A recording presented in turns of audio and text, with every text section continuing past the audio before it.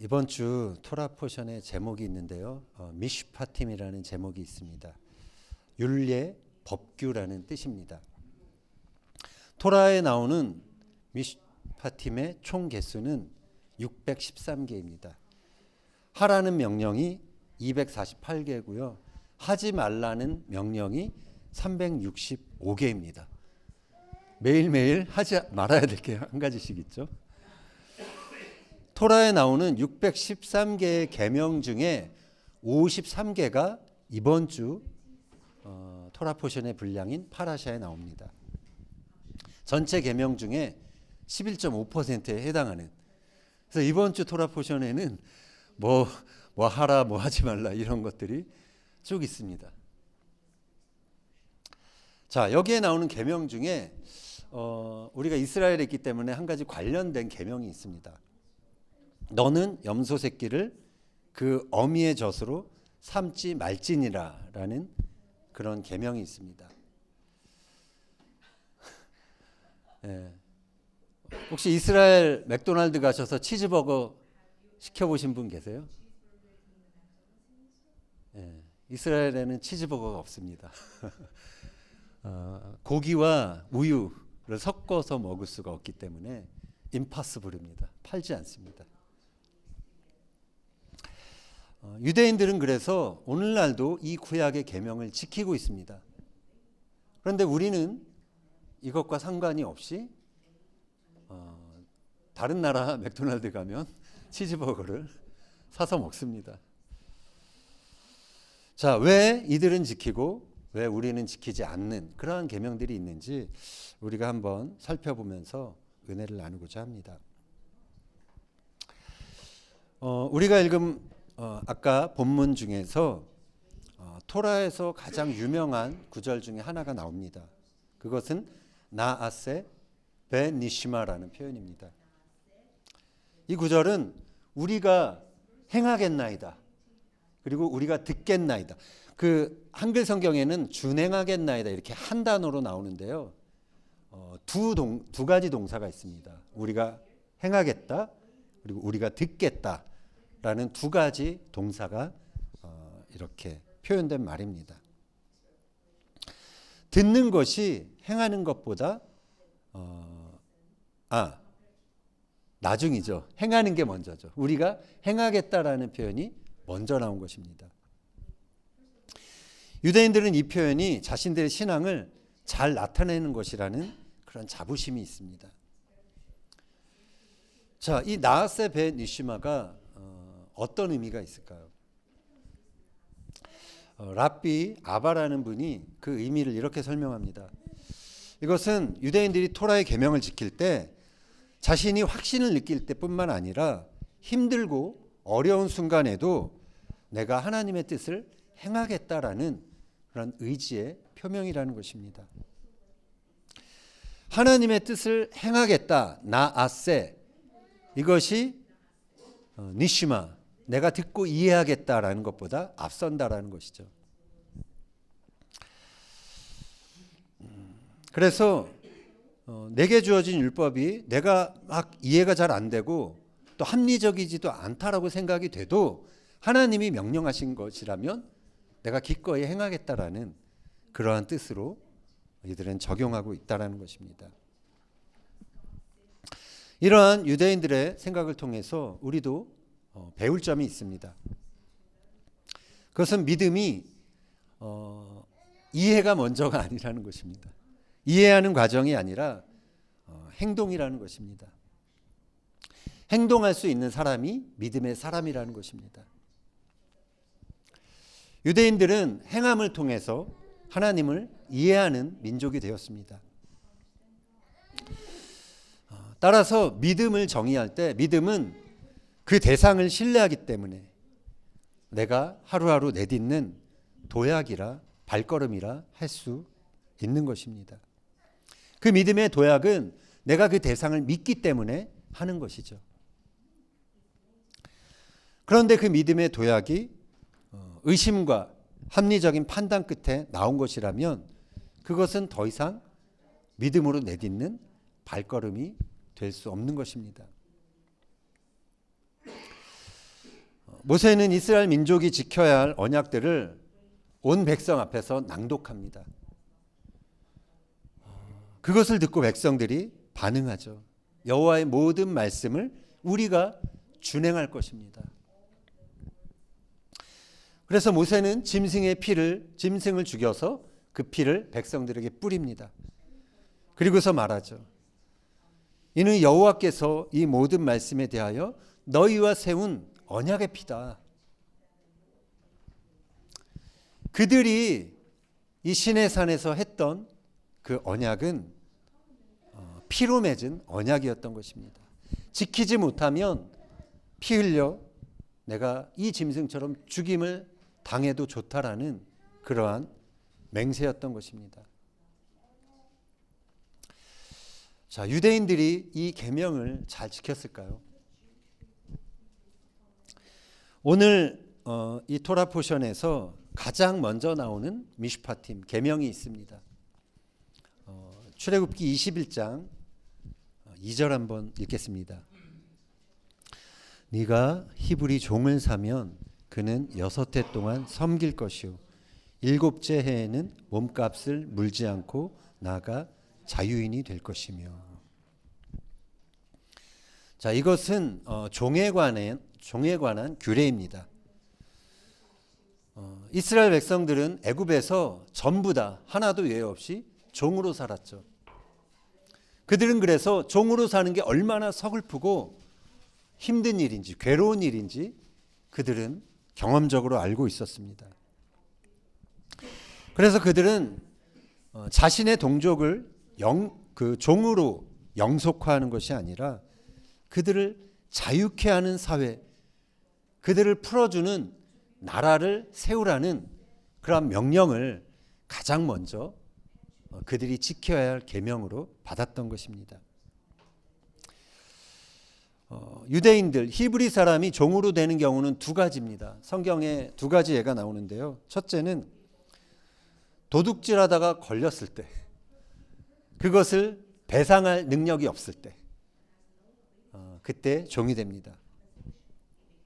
또 하나는 흉년이 들어서든 가난해서 먹고 살 길이 막혔을 때 자발적으로 종이 되는 경우가 있습니다. 자, 그런데 하나님께서 이 모세에게 준 이 종의 규례에 따르면 그들이 종이 되어서도 6년 동안 일하지만 7년째는 자유의 몸으로 풀려나게 된다는 것입니다. 그래서 이 토라에서 주고 있는 이 종의 제도는 새로운 삶을 위한 준비 기간이라고 할 수 있는 것입니다.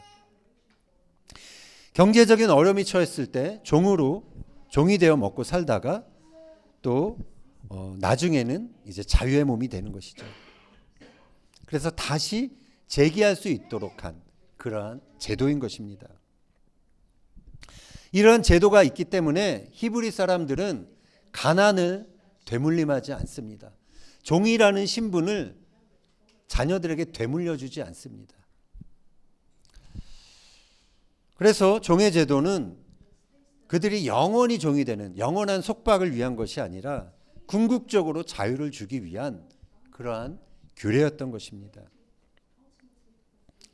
자, 이 첫 번째 규례, 그들이 정말 자신이 종이었기 때문에 더 심정적으로 공감하면서 지켜야 하는 이 규례를 이 민족이 잘 지켰을까요? 우리가 성경을 통해서 한번 살펴보겠습니다. 예레미야서를 한번 보면 남유다가 멸망하는 시점, 그러니까 처음 시내산에서 이 말씀이 주어지고 남유다가 멸망하는 시점이니까 약 900년 후입니다. 그때는 이 계명이 지켜지지 않았던 것으로 나옵니다. 예레미야 34장 8절 이하 같이 한번 읽겠습니다. 시작. 시드기야 왕이 예루살렘에 있는 모든 백성과 한 가지로 하나님 앞에서 계약을 맺고 자유를 선포한 후에 여호와께로부터 말씀이 예레미야에게 임하니라. 그 계약은 사람마다 각기 히브리 남녀 노비를 놓아 자유롭게 하고 그의 동족 유다인을 종으로 삼지 못하게 한 것이라. 이 계약에 가담한 고관들과 모든 백성이 각기 노비를 자유롭게 하고 다시는 종을 삼지 말라 함을 듣고 순복하여 놓았더니. 자, 여기까지는 좋습니다. 당시 백성들은 그 예레미야를 통해서 선포된 하나님의 경고의 메시지를 마음으로 받았습니다. 그래서 자신들 밑에 있던 노비들을 풀어주었죠. 그들이 그렇게 할 수 있었던 것은 심판에 대한 경고가 있었기 때문입니다. 바벨론 제국을 통한 심판이 두려워서 그들은 이제 순순히 그 예레미야를 통해서 전해진 그 계명을 따랐던 것입니다. 자, 그런데 그 이후에 상황이 달라집니다. 11절 보겠습니다.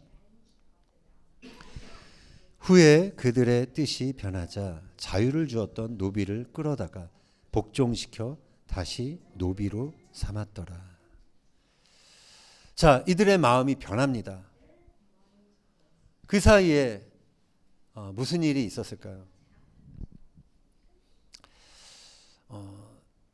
역사적인 그러한 기록을 보면 바벨론 제국이 애굽의 그 원군에 대응하기 위해서 일시적으로 철수합니다. 그러자 그들이 마음을 놓고 마음을 바꾼 것입니다. 그래서 그들은 언약을 위반하고 자신들이 풀어줬던 종을 다시 노비로 삼게 된 것입니다. 뜻이 변했다는 것은 그들이 자신들과 또 조상들이 선언했던 그 언약을 잊어버렸다라는 말입니다. 그들은 어쩌면 아까 우리가 살펴봤던 우리가 행하겠나이다, 그것보다도 우리가 듣고 이해하겠습니다, 그것을 앞세웠을지 모릅니다. 하나님의 계명을 이렇게 들어보고 자신들이 판단해 보니까 노비를 풀어주는 게 아까운 일이죠. 손해보는 일입니다. 그래서 그들은 행하겠나이다를 뒤로 가져간 것이죠. 자신들의 이해 때문에 막혀서 행하지 못하고 그들의 믿음이 이제 그냥 거기서 멈춘 것입니다.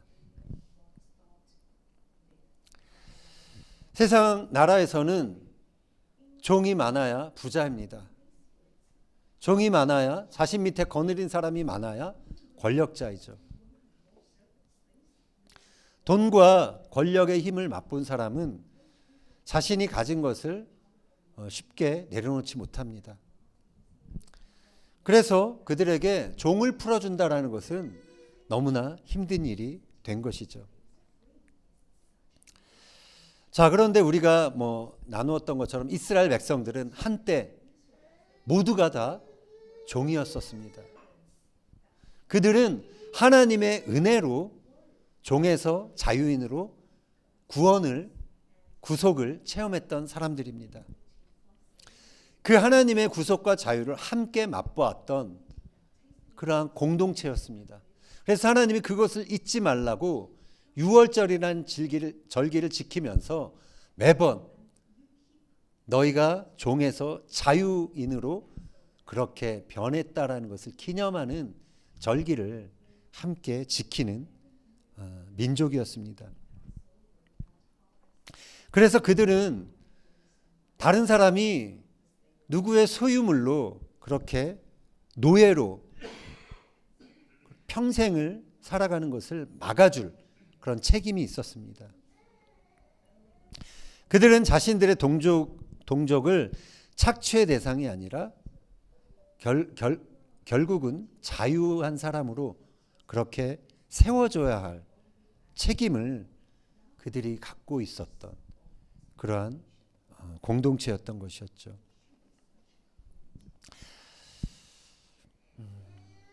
자, 하나님께서 그러한 상황들을 보셨습니다. 자신들의 노비를 풀어줬다가 다시 노비로 삼는 것을 하나님이 보시면서 이제 또 심판의 말을 예레미야를 통해서 전달하는 모습을 볼 수가 있습니다. 예레미야 34장 17절 읽겠습니다. 그러므로 여호와께서 이와 같이 말씀하시니라.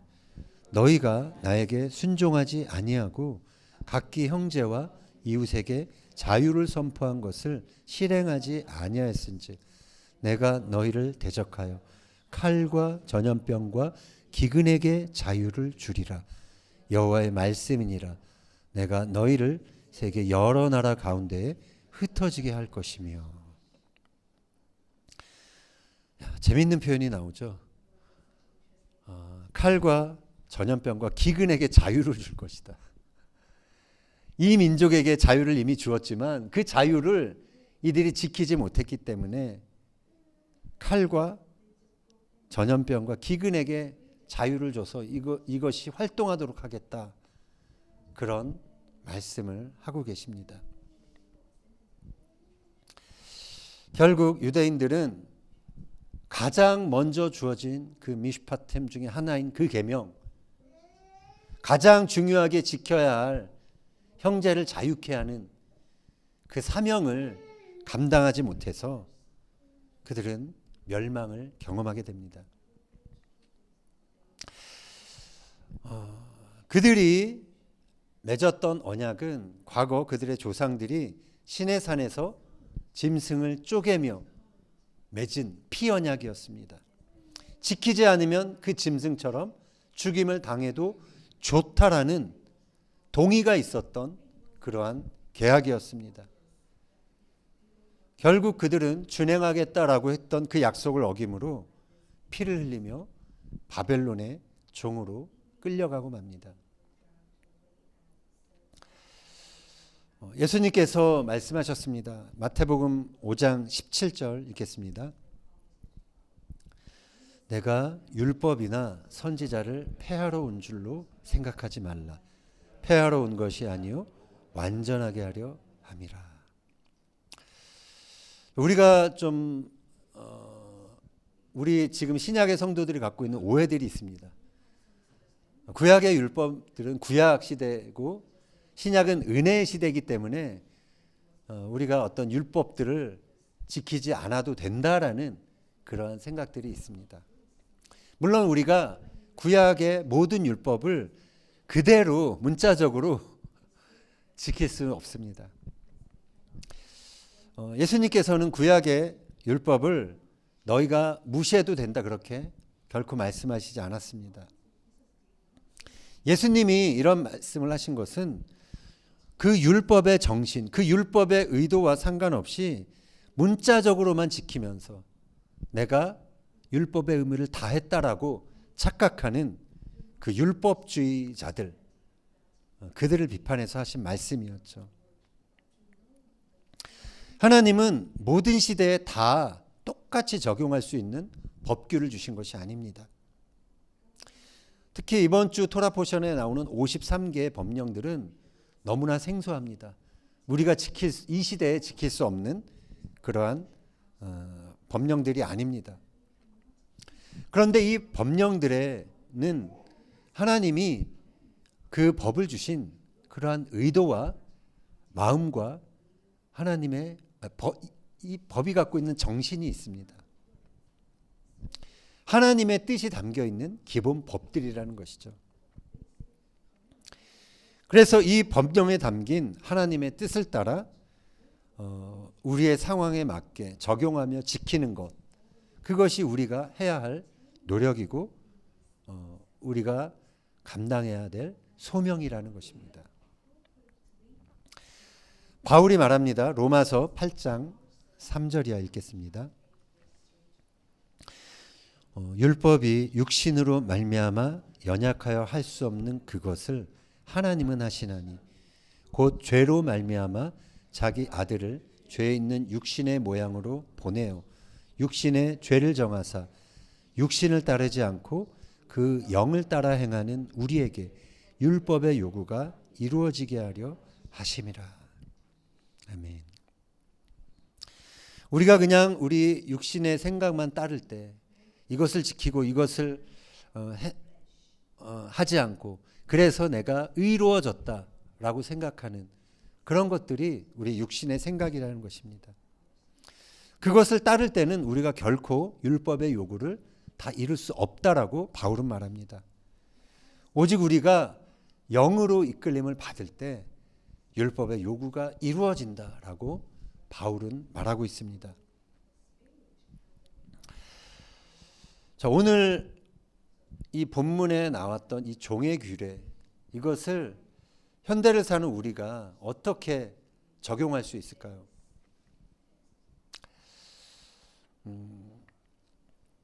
적용할 수 있는 힌트가 성경에 있습니다. 신약 성경에. 예수님이 하신 달란트 비유입니다. 10,000달란트 빚진 자가 있었고 100데나리온 빚진 자가 나오는 이야기를 우리가 알고 있습니다. 어떤 임금이 10,000달란트 빚진 사람을 불쌍히 여깁니다. 그래서 그 빚을 그냥 없던 것으로 해줍니다.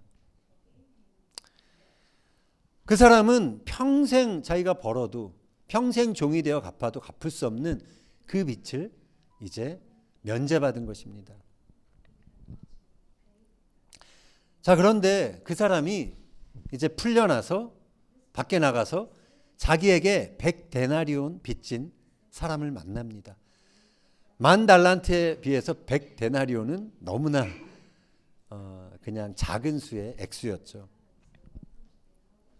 자, 그런데 그 사람이 그 빚진 사람의 멱살을 잡고서 빚을 갚으라고 독촉합니다.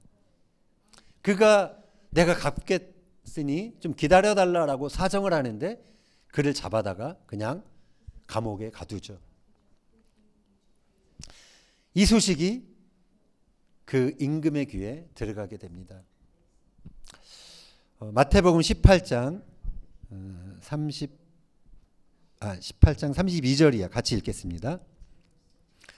이에 주인이 그를 불러다가 말하되 악한 종아, 네가 빌기에 내가 내 빚을 전부 탕감해 주었거늘 내가 너를 불쌍히 여김과 같이 너도 내 동료를 불쌍히 여김이 마땅하지 아니하냐 하고 주인이 노하여 그 빚을 다 갚도록 그를 옥졸들에게 넘기니라.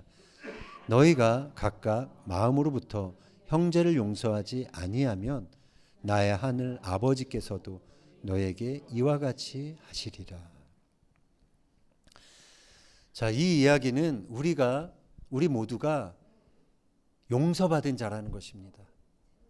죄 갚을 수 없는 죄의 대가가 있지만 그러나 그것을 면제받은 사람이라는 것이죠. 죄 아래 팔려 죄의 노예가 되었지만 하나님이 불쌍히 여겨주심으로 우리가 자유의 몸이 되었다라는 것입니다. 애굽에서 노예되었던 이스라엘 백성들이 자유케 된 것처럼 우리가 그렇게 풀려났다라는 것이죠. 우리는 그 죄에 대한 그 값을 갚을 능력이 없었습니다. 그러나 예수님께서 우리의 죄에 대한 그 대가를 친히 지불하셨죠. 십자가에서 피를 흘리심으로 생명이 생명을 대신하여 우리의 목숨을 대신하여 예수님이 자신의 생명을 드리신 것이죠. 그래서 우리가 자유한 사람이 된 것입니다. 예수님은 이 비유를 통해서 너희가 값없이 용서받은 것처럼 너희도 너희 형제들에게 그렇게 용서를 베풀라라고 말씀하신 것이죠.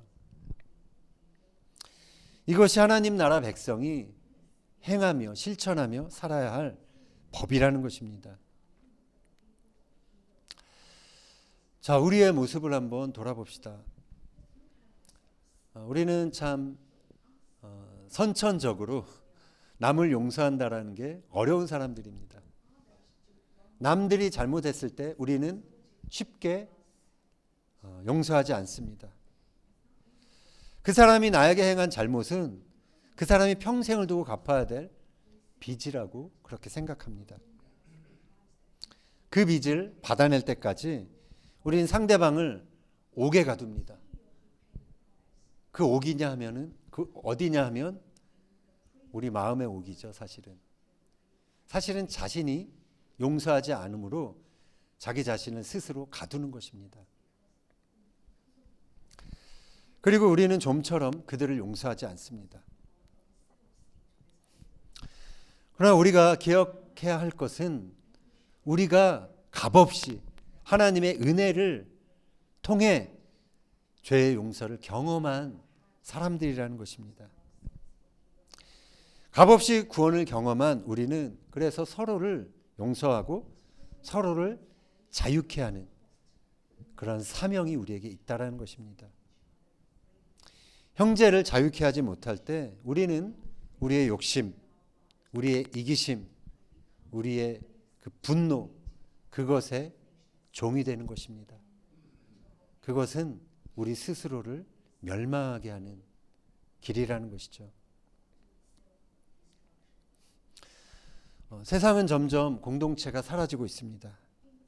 특히 코로나 이후에 공동체의 그 어떤 모임이라든가 공동체를 향한 열정이라든가 서로를 배려하는 그런 것들이 현저하게 떨어지는 것들을 보게 됩니다. 점점 승자들이 독식하고 서로를 착취하는 것을 양심에 꺼려하지 않으며 그리고 내가 내 권리를 주장하지 않으면 살아남기 힘든 그런 세상이 되어가고 있습니다. 세상에서 모든 다툼의 원인은 욕심 때문에 그렇습니다. 탐심 때문에 그렇습니다. 하나님은 당신의 백성들이 이 탐욕으로 가득한 사회 한복판에서 하나님의 사랑을 가진 공동체로 살아가기를 원하십니다. 서로의 빛을 탕감해주고 서로의 잘못을 용서해주고 서로를 살려주는 그런 공동체로 살아가기를 원하는 것이죠. 그래서 하나님의 그 값없이 베푸신 구원의 은혜가 온 땅에, 온 세상에 강같이 흘러가는 그런 하나님의 나라, 그 킹덤을 하나님은 세우기 원하고 계시는 것입니다. 세상의 환경이 달라졌다고, 사람들이 변했다고, 하나님의 그 말씀과 계명에 대한 우리의 자세도 바뀌어서는 안 될 것입니다. 우리가 이해타산을 계산해 보고 나에게 손해가 된다고 생각될 때 내가 순종을 머뭇거리고 결국은 순종하지 않기로 결정하는 그러한 우를 범해서는 안 된다라는 것입니다. 손해를 보더라도 우리는 먼저 하나님의 계명을 선택해야 하는 것입니다. 하나님의 계명을 먼저 행하는 것이 세상의 관점에서 볼 때 합리적이지도 않고 바보같이 여겨질 수 있습니다. 내가 손해보는 행위가 될 수 있습니다. 그러나 하나님 나라 천국의 계산법은 다르죠. 손해를 보더라도 하나님의 뜻을 행하는 사람, 그러한 사람을 성경은 복 있는 사람이라고 말합니다. 제사장 나라가 되는 것은 왕 같은 제사장이 되는 것, 그것은 위대한 비전입니다. 그러나 그 비전을 이루기 위해 우리는 말씀에서 주어진 그 작은 계명들 하나하나를 우리가 행동으로 옮기는 것, 그것이 무엇보다 중요하다라는 것입니다. 바라기는 서로를 종으로 삼으려는 이 세상에서 하나님의 자유를 선포하는 저와 여러분이 되었으면 좋겠습니다. 영의 인도를 따라 하나님이 정하신 계명, 내가 지켜야 될 것이 무엇인지 영의 인도를 받아 그래서 행동으로 우리의 믿음을 날마다 그 믿음의 길을 걸어가는 저와 여러분이 되기를 예수님의 이름으로 축원합니다.